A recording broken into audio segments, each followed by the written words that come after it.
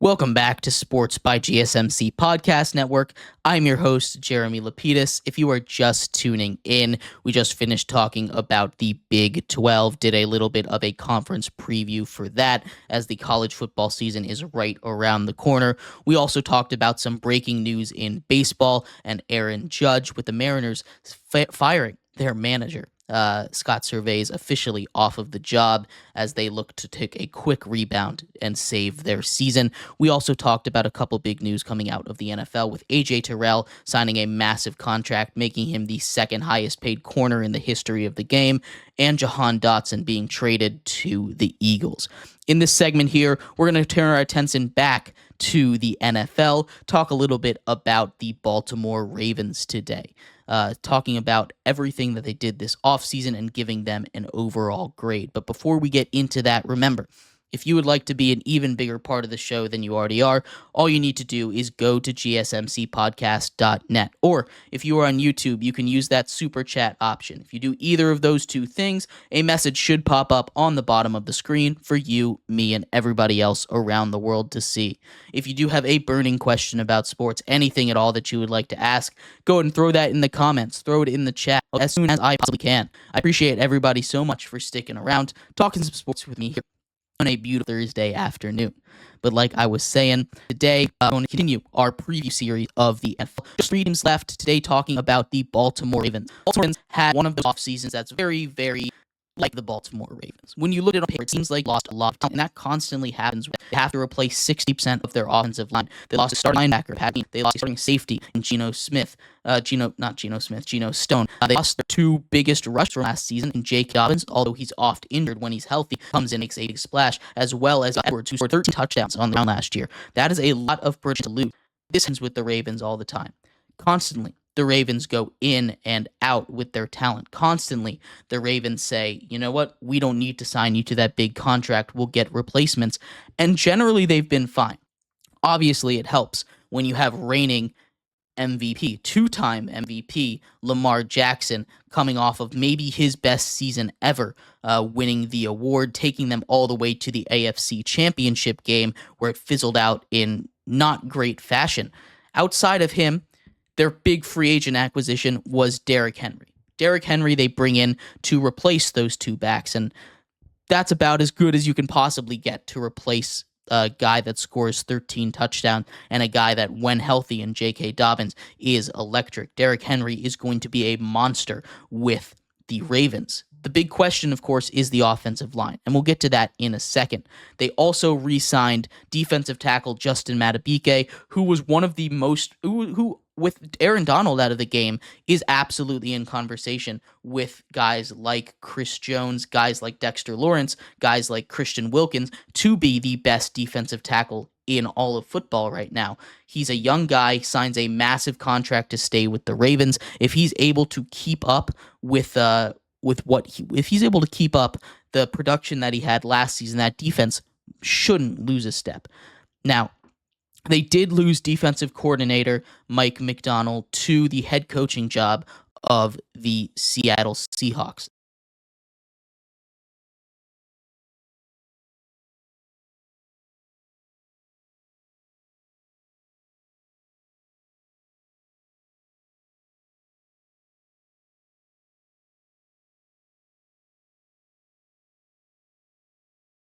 Again, that defense was a huge part of what led them to the number 1 seed in the AFC. Losing Mike Macdonald, who's been called the Sean McVay of defense, is a big loss. Now, that defense is riddled with talent. They obviously have Justin Madubuike, who I just talked about, Kyle Hamilton, who's had his name thrown into Defensive Player of the Year conversations and really exploded onto the scene last year, as well as their draft, which I really, really liked their draft. Getting my favorite corner of the class, Nate Wiggins, getting him out of Clemson at pick 30 is a huge get for them. He's a big physical guy, great tools, speed, great ball coverage. He is going to be one of the best corners coming out of this class in a very, very heavy very good corner class this season, as well as pick 2 getting tackle Roger Rosengarten. Again, we talked about how much that offensive line might struggle, how much they lost on the offensive line, trading away some of their starters to the Jets. They get him in to play tackle. Outside linebacker Adisa Isaac out of Penn State, again, to replace a guy like Patrick Queen. And finally, in round 4, these are the guys that I think are going to be the ones that could make a day one impact. Tez Walker out of North Carolina. These are guys that I think are insanely talented. They killed the draft. They got guys that could come in and be part of a productive role on your offense right away. Day one. You add Tez Walker to a wide receiver room that already has breakout rookie Zay Flowers, Rashad Bateman if he can stay healthy, and I assume he's going to take the spot of Nelson Aguilar. I like him more than Nelson Aguilar, but we will see. That tight end room has Mark Andrews, of course, and Isaiah Likely, who quietly was one of the best tight ends in football last year with the amount of time that Mark Andrews was out for. Obviously, Lamar Jackson, it starts and stops with him, but they pair him up with the best running back he's ever had. Before that, probably Mark Ingram was the best running back he's had to deal with, and I'm personally a big Mark Ingram fan. He's gotten me through a lot of fantasy championships in my day, but he's nothing when compared to Derrick Henry. Derrick Henry is going to provide that extra scare factor, and this is also going to help Derrick Henry. People talk about how he's 30 and how he's hitting the wall of the running back. You see him start to slow down, but in Tennessee, he was dealing with a much worse offensive line, first of all.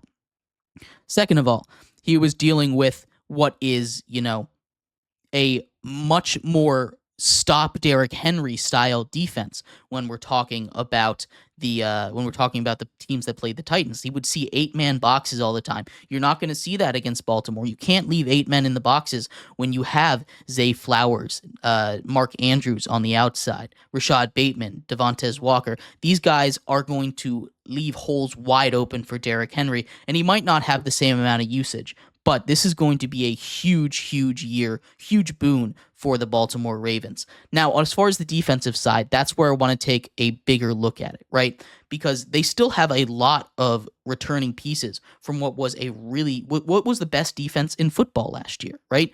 I already talked about Justin Madubuike. They still have Roquan Smith, who's one of the best linebackers in football. Marlon Humphreys on the outside to go with safety duo Kyle Hamilton and Marcus Williams. They do probably, again, bringing in Nate Wiggins is going to be huge. He's not listed as a starter, but I'd expect him to be a starter as long as he can get healthy. I think that would be huge for their secondary. Their defense might take a step back. Again, they lost their defensive coordinator, who is supposed to be one of the best defensive coordinators in the league. I'm curious how much of a step back they're going to take. This is still a really, really good defense. And that's always been the identity under Jim Harbaugh, right? Or John Harbaugh. This is a team that will be successful. The question is, how big of a success are they going to be? Will they be able to repeat as the number 1 seed in the AFC? Currently, their win total for this season is set at 10.5 games. We're going to take a quick break, but hold on, before we get to that, their offseason was really good. I really do like the stuff they had. The question marks for this team are the secondary just a little bit. You're relying on young guys. I like the linebacking core, but again, you're relying on some young guys to come and get some big production, and the offensive line.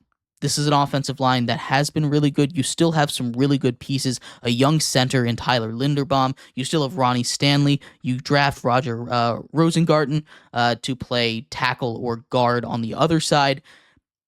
This is going to be a good offensive line, but it's definitely going to be a step back. You still have Patrick Ricard, but those are the questions. The offensive line and the corners, right? You're relying on youth to take that step, and it's worked for them in the past, and I don't really see why it won't. Like I said, I really love their draft. They were one of my favorite drafting teams, but I'm going to overall give their offseason a B+. I think they definitely improved. Again, holding them back from an A is we're relying on a lot of young guys. I really do like the young talent, though, and I think they will have a lot of stuff to improve on. But anyway, We'll see what happens. In our next segment, we are going to take a look at their record, go over their schedule, see what I have them doing. Again, their line for Vegas is set at 10.5 games. We'll see if I have them going over or under that and taking the number one seed in the AFC once again. So stick around for that. We'll be right back here on Sports by GSMC Podcast Network. Welcome back to Sports by GSMC Podcast Network. I'm your host, Jeremy Lapidus. If you are just tuning in, we just went over the Baltimore Ravens offseason. Obviously, a heartbreaking loss in the AFC Championship game for them. Let's see what we talked about what they did coming out of that. I gave them a B+, mostly for a great draft, getting guys like Nate Wiggins in the draft, and bringing in free agencies like Derrick Henry to fill the gaps that they let a lot of guys go in the offseason. But in this segment, we're going to take a look at all 18 weeks, all 17 games of the Baltimore Ravens to see if they can repeat as regular season champions. Let's see if they can get that number one seed in the AFC once again. Before we get into that, though, remember, if you would like to be an even bigger part of the show than you already are, all you need to do is go to GSMCPodcast.net. Leave a tip or donation with a message in it. That message should pop up on the bottom of the screen for you, me, and everybody else around the world to see. If you do have a burning question about sports, anything at all that you would like to ask, go ahead and throw that in the comments. Throw it in the chat. I will get to it as soon as I possibly can. I appreciate everybody so much for sticking around, talking some sports with me here on a beautiful Thursday afternoon. But like I was saying, we are going to finish off our show today, continuing our discussion with the Baltimore Ravens. The Ravens are a team that has been consistently great. Only 2 losing seasons in the last 16 years since John Harbaugh took over.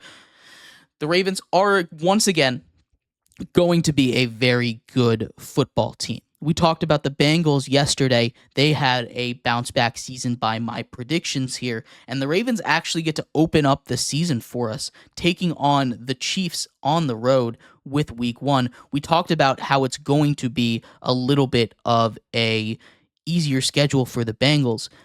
The Ravens, it's a bit of a different story. Obviously, getting a number one, a one schedule in the division doesn't help. You have to take on a team like the Bills that the rest of your division doesn't have to take on. You also have the AFC West, so you have to take on the Chiefs. The rest of that division shouldn't be too much of an issue, though, as well as the NFC East, with about half of that division might be able to cause fits for a team like the Baltimore Ravens. So it's not the hardest schedule in the world. I'd say it's probably middle of the road, but playing a number one a division-winning schedule never makes it easy. We'll talk about Week 1 again. They open up the season. Thursday Night Football against the 2-time reigning champion, the Chiefs, in a rematch of the AFC Championship game. This time, they might run the ball more than 6 times, and obviously they were so close. They lost by 7. They were maybe even inches away. Zay Flowers fumbled at the goal line in that game from going to overtime, and then we have no idea what would have happened. Obviously, you can only speculate on the past here, but speculating on the future, Week 1, the Ravens look to go into Arrowhead, get their revenge. They take down the Super Bowl champions, the Chiefs, on the road, get a quick Week 1 win. Week 2, it's a little bit easier. They get the Raiders. Again, Gardner Minshew is the quarterback for the Baltimore Ravens. I do think that is going to help them be better. But I think the Ravens just completely outclass the Raiders at almost every turn you can take a look at. So the Ravens start out 2-0. Then they get another challenge, taking on the Cowboys in Jerry World. This is going to be a big test for their young corners, going up against guys like CeeDee Lamb, Dak Prescott. The Ravens, I think, still will take care of business. That is a depleted offensive line for the Cowboys, and I think the pass rush should be able to do what they need to do. The Ravens improve to 3-0. Then they get the Bills. And the Bills, if you go back and see, I'm a little lower on them than I think a lot of other people are. I think they just lost too much defensively to keep up with some of the higher end teams in the AFC, like the Ravens. So I think the Bills are going to fall here. And they get a nice quick 4-0 to start out the season. Then they get their first division game.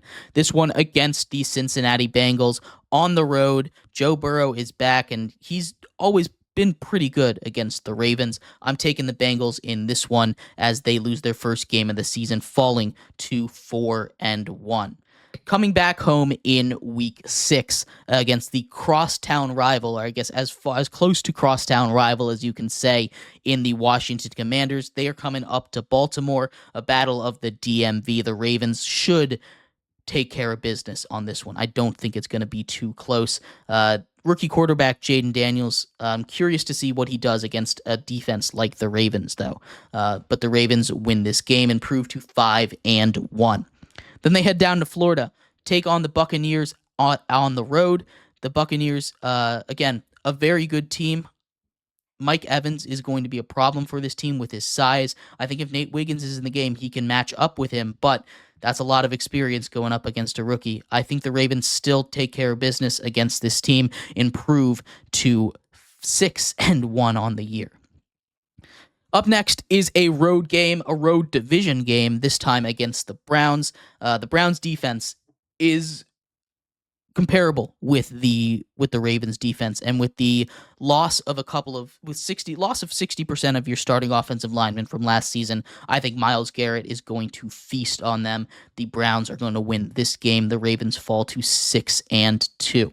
Then they get the Broncos. Bo Nix named the starter the other day, and as much as I want to give him some credit for what he's done in the preseason, I don't think this team is going to be anywhere close to the Ravens, especially when it gets to this time of year. The Broncos are going to lose this one on the road. Ravens continue to dominate. Then they get the Bengals, a rematch from just a couple of weeks ago when the Bengals handed them their first loss of the season. This time it's in Baltimore. This is going to be an important game for the division. The Bengals are going to be really good. I'm going to give this one to the Ravens, though. They split their two-game series. Then they get bitter rival, the Pittsburgh Steelers, on the road coming up after that. The Steelers, again, this is going to be a very good division. I don't think a single team in this division is going to be bad by any sense of the imagination, and I think the Steelers always give the Ravens a tough fight. The Steelers take this one at home. Then they go all the way across the country to LA to take on the Chargers and Justin Herbert. This one should be a little easier, not the same level of defense. A battle of Harbaugh brothers, though. It should be a lot of fun. I am giving this one to the Ravens. Then another tough test. Coming back across the country after that, taking on the Philadelphia Eagles at home. This should be a really fun one. A really fun battle of the birds here in Week 13. I'm going to give this one to the Ravens, though. I do think that the Eagles have what it takes to beat them, but the off-season stuff with Jalen Hurts and the coaching staff and the kind of lack of chemistry between them, I think could really hurt them in an important moment, like an important game like this. So heading into the bye, after 13 weeks, Ravens are sitting pretty at 10-3. They get a bye week again. It's a late bye week. Hopefully they can get rested up as they prepare for the playoffs. The rest of their schedule isn't the easiest, isn't the toughest. They have 2 division games, and in this division, that could go either way. Then they play the Texans as well, but they also get the Giants in there. So mix of good and bad as they head into the end of their schedule there. This is going to be important. Again, as we sit right now, the Bengals and the Ravens are tied at the top of the division. Coming off their bye, they go up to the Meadowlands, take on the Giants, especially coming off the bye. I don't see a way they lose this game unless something crazy happens, and we never project injuries here. So I'm giving this one to the Ravens. They improve to 11-3. Then they get the Steelers. The Steelers in the midst of a brutal stretch down the end of the schedule, probably the second hardest stretch in all of football, only trailing the Dolphins. But I think I don't think the Steelers, with their quarterback situation, will be able to win both games against the Ravens, and the Ravens are going to take this one and improve to 12-3. Then they get another big test, this one against the Texans on the road. CJ Stroud, they met up in the playoffs, obviously, and I think this one's not going to go any differently. I think the Ravens will win this one as well. Then the final week of the season. This is for the number 1 seed in the AFC. This is for the division as well, as both of these teams have the same record. Both the Ravens and the Bengals are sitting at 13-3. The Bengals get the Steelers. The Ravens draw the Browns. Both really tough matchups. They'll be playing at the same time here. I'm giving this division to the Ravens, though. I have the Ravens taking down the Browns at home, and the Steelers taking care of business against the Bengals at home as well. It's going to be a tough season. It's going to be a brutal fight, especially in this division. It always is in the AFC North, but I have the Ravens finishing 14-3, making the playoffs, obviously winning their division. That puts them back at the number 1 seed in the AFC. I think that combination of Derrick Henry and Lamar Jackson on the ground is going to be brutal for any team to go up against, not to mention what Lamar Jackson and that improved wide receiver core can do against you in the air. I don't think there's any way that any team can really handle this Ravens offense easily. The question is, will the offensive line hold up? I think they'll hold up just fine in this situation. It's not going to be the elite offensive line we're used to, but it's going to be better than the one in Tennessee, and the defense should be just fine without Mike McDaniel. But let me know what you think of the Baltimore Ravens. I would love to hear your thoughts. Do you think I went way overboard giving them 14 wins? Do you think they're going to take a big step back coming off of Lamar Jackson's MVP season? I'd love to hear your thoughts on that and anything else we talked about in today's show. Go ahead and throw that in the comments. I'll address it tomorrow if we need to have a discussion about it. But thank you, everybody, so much for sticking around, talking some sports with me here on Sports by GSMC Podcast Network. I've been your host, Jeremy Lapidus. I'll see you same time, same place tomorrow to close out our week, where we'll talk about the Power 5 conferences. We'll do some college football preview as the season starts on Saturday, as well as our second to last team, our penultimate team of the NFL, and of course our Friday MLB Power Rankings. So come back tomorrow for all of that. I'll see you then. You guys have a good one. Bye-bye.